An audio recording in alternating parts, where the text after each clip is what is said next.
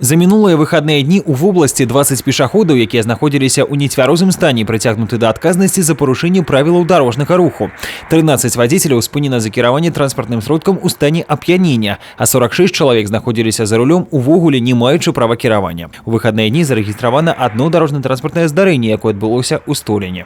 По предварительной информации, 11 января около 10 часов утра 38-летний житель городского поселка Речица управлял автомобилем марки Ford Mondeo и двигался по улице Горынской. Напротив дома номер 78 водитель совершил наезд на перебегавшую проезжую часть в 5 метрах от нерегулируемого пешеходного перехода 21-летнюю местную жительницу. В результате дорожно-транспортного происшествия девушка-пешеход госпитализирована. Высветлена, што на момант аварыі вадзіцель транспартнага сродка быў абмежаваны ў правах кіравання аўтамабілем да 20 сакавіка бягучага года. Па факце здарэння праводзіцца праверка. Паводле аператыўнай інфармацыі ўправлення ўнутраных спраў брэсцкага аблвыканкама за выхадныя зарэгістравана 14 злачынстваў, усе па лініі крымінальнага вышуку.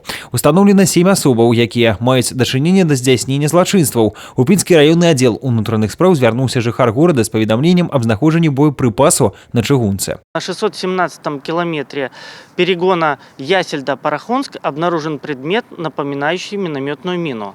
По сообщению были направлены правоохранители, а также саперно-пиротехническая группа войсковой части 7404.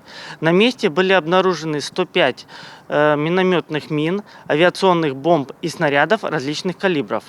Боеприпасы времен Второй мировой войны, предположительно немецкого производства. Боепрыпасы былі вывезены на полигон для ліквідацыі.